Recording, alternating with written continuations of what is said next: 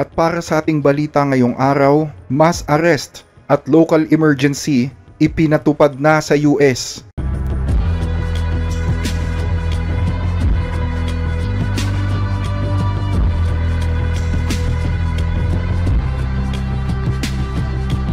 I have declared a local emergency and issued a curfew for downtown Los Angeles.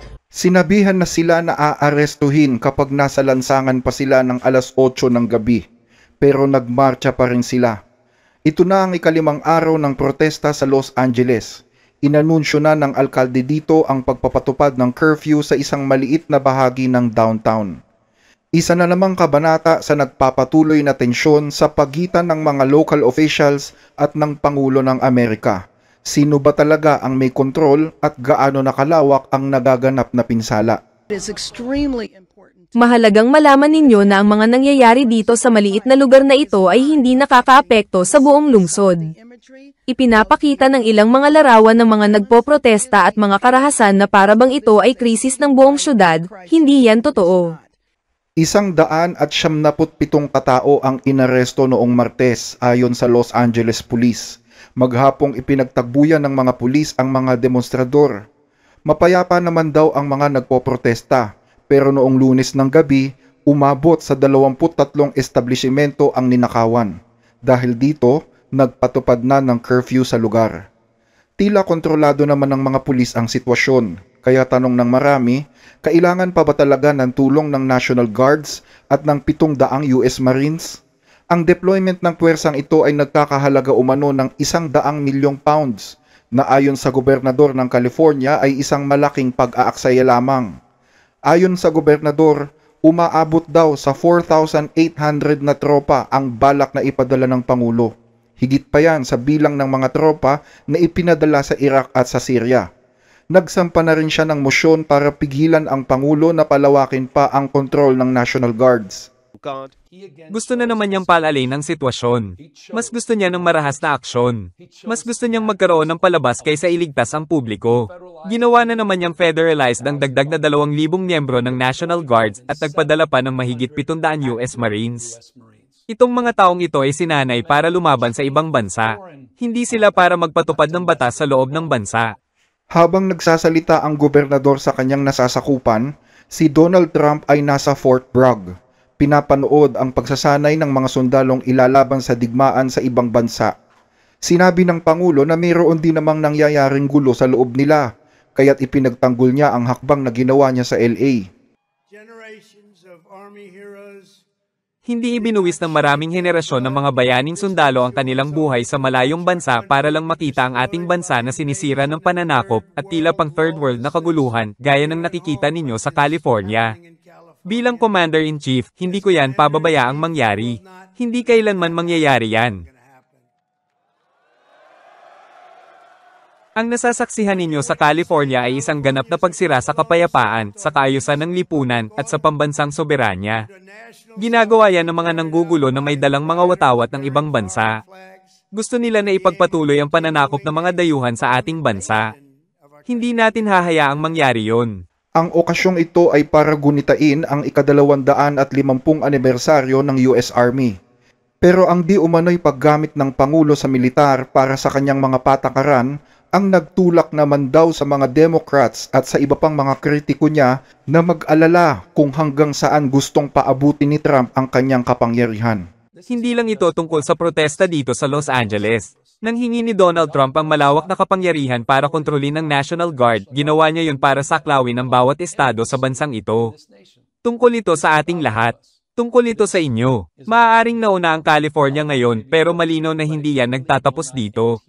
Susunod pa ang ibang estado. Susunod na ang demokrasya. Hayagang inaalipusta ang demokrasya sa harap mismo ng ating mga mata. Ito na ang oras na kinatatakutan nating lahat. Sinagot naman ito ng White House. Lalo pang pinapalala ni na Mayor Bass at Governor Newcomb ang sitwasyon at pinalabas na masama ang ating matatapang na ICE officers, sa halip na ipagtanggol na lang ang kanilang lungsod at estado. Liban dito ay nagkaroon din ng isang emosyonal na press conference kung saan humarap ang nasa 30 alkalde ng California para makiusap naman sa militar. Mga Amerikano din sila. At nang itaas natin ang ating mga kamay para sumumpa na ipagtanggol ang konstitusyon at ipagtanggol ang bansang ito, ang sumpang iyon ay para sa mga mamamayang Amerikano. Hindi yan para sa isang diktador, hindi yan para sa isang tyrant, hindi yan para sa isang presidente. Para yan sa mga mamamayang Amerikano. Kasunod nito, daan-daang katao ang lumabas na rin sa mga lansangan bilang pakikiisa sa ipinaglalaban ng mga migrante sa Los Angeles. Nagkaroon ng tensyon at girian at may ilan na kinaladkad pa ng mga pulis. Karamihan sa mga lungsod na ito ay pugad ng mga Democrats, kaya't naniniwala sila na pinupuntirya sila ng administrasyon. Nagkaroon ng mga kilos protesta sa Philadelphia, sa New York at sa Atlanta. Sumiklab din ang tensyon sa Texas, partikular sa lungsod ng Austin at Dallas. Baluarte ng mga Democrats ang dalawang lungsod na ito, pero ang buong estado ay hawak ng mga Republican. Sinabi ng gobernador dito na si Greg Abbott na i-deploy niya ang National Guard para gamitin ang lahat ng pamamaraan para tulungan ang mga alagad ng batas na panatilihin ang kaayusan. Gusto kong masiguro na ang nangyayari sa California ay hindi mangyayari sa Texas. Pero hindi ganito ang nangyari sa California dahil mismong ang Pangulo ng bansa ang nagpadala ng National Guard doon kahit ayaw ng gobernador. Malinaw na habang ang protesta ay tungkol sa immigration policy at sa mga kapangyarihan ng Pangulo, nagiging isa na rin itong away sa politika kung sino ba talaga ang mas may kakayahang mamuno sa kani-kanilang mga lungsod at estado. Itong panahong ito ay talagang kapanapanabik sa bansa at sa politika ng Amerika. Mahusay na namumuno ang mga Republican. Tinutupad namin ang aming mga pangako, naglalapat ng solusyon, at walang tigil na nagtatrabaho araw-araw para matiyak na naihahatid ito sa mga tao, gaya rin ng aming ipinangako noong kampanya.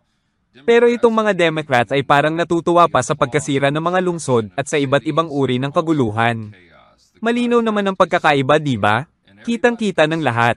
Maliban sa New York, Philadelphia, Atlanta, Dallas, Austin at syempre sa LA, kumalat na rin ang pag-aalsa sa mga lungsod ng Chicago, Boston, Baltimore, Seattle, Denver, Milwaukee, San Francisco at sa iba pang lugar. Mayroon pang isang kotse na sinubukang banggain ang mga nagpoprotesta. Ayon sa mga opisyal ng lungsod, wala umanong nilalabag na batas ang mga kilos protesta. Pagkatapos ng mapayapang rally at nagsisiuwian na rin ang mga nagpoprotesta, may ibang grupo naman ang pumapasok. Nananawagan ako sa Pangulo na itigil na ang mga raids ng ICE para bumalik na ang kaayusan sa aming lungsod. Ayon sa White House, nilabag ng mga undocumented immigrants ang batas sa iligal na pagpasok sa Estados Unidos. Pero ayon sa mga nagpoprotesta, hindi dapat hinahabol ng ICE ang mga taong sumusunod naman sa batas sa lahat ng iba pang aspeto. Sa June 14, nakatakdang magsagawa ng military parade sa National Mall at Constitution Avenue sa Washington, D.C. Kasabay yan ang kaarawan din ni Donald Trump. Nangako si Trump na kapag nagkaroon ng protesta sa araw na ito, gaya ng plano ng mga demonstrador, tiyak daw nahaharap sila sa isang malaking puwersa. 30 days silang nandito. Kaya nandito kami hanggat nandito sila. Kapag nagprotesta sila, haharap sila sa isang napakalakas na puwersa. At para sa mga gustong magprotesta, dapat nilang malaman na haharap sila sa matinding puwersa. Matagal nang gusto ng Pangulo na magkaroon ng military parade para ipakita sa buong mundo ang lakas militar ng Amerika, gaya ng mga napapanood niya na ginagawa ng ibang mga bansa. Ayon sa report, itatampok sa parada ang mga mounted rocket launchers, isang precision-guided missile, mga tangke at iba't iba pang mga sasakyang pandigma. Lalahok din ang nasa 6,700 mga sundalo at 50 sasakyang panghimpapawid. Ang araw ng Sabado ay big day natin sa Washington, D.C. Maraming nagsasabi na wag ituloy. Ang sabi ko naman, tuloy yan. Gusto lang nating magpakitang gilas ng kaunti. Kaugnay pa rin ng balitang ito, sa pool naman sa isang video ang isang sasakyan na pinaligiran ng mga federal agents. Inaresto nila ang isang rioter na nagtangkang tumakas matapos daw nitong manuntok ng isang opisyal ng Customs and Border Protection.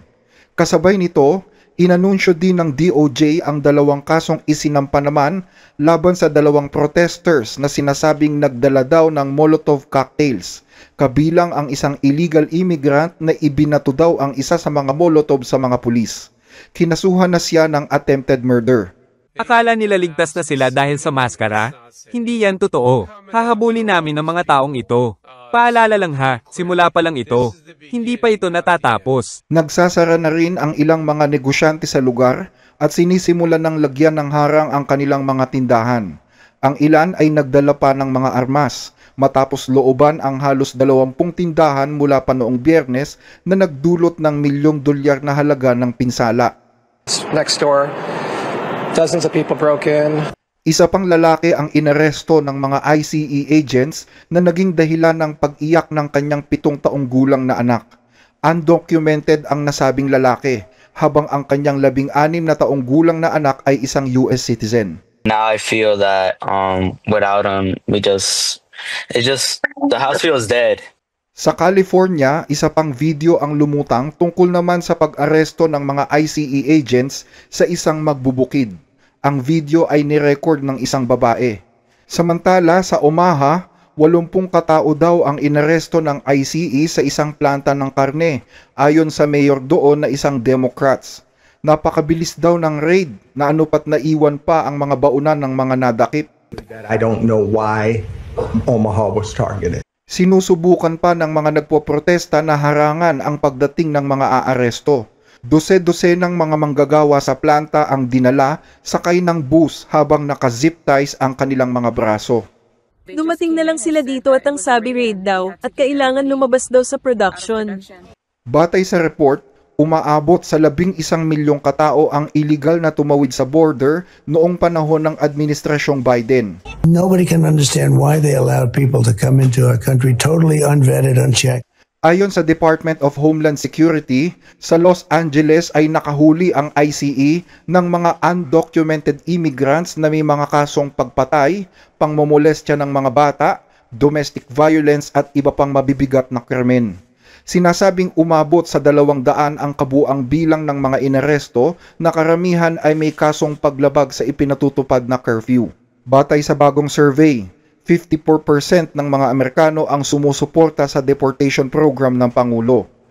At ayon pa sa isang source, naghahanda na ang ICE na magpadala ng mga Special Response Tactical Teams sa 5 lungsod na pinamumunuan ng mga Democrats, ang Seattle, Chicago, Philadelphia, New York at ang ilang pang mga lungsod sa DC. Ito po ang mga pinakahuling update kaugnay ng nagaganap na kaguluhan sa Amerika. Manatiling nakatutok sa ating channel para sa iba pang mga current events sa loob at labas ng bansa. Pwede nyo ring i-hit ang subscribe button para updated kayo sa bawat video na ating inilalabas. I-comment nyo rin ang inyong lugar para mabati natin kayo sa mga susunod na video. Maraming salamat po sa inyong panonood.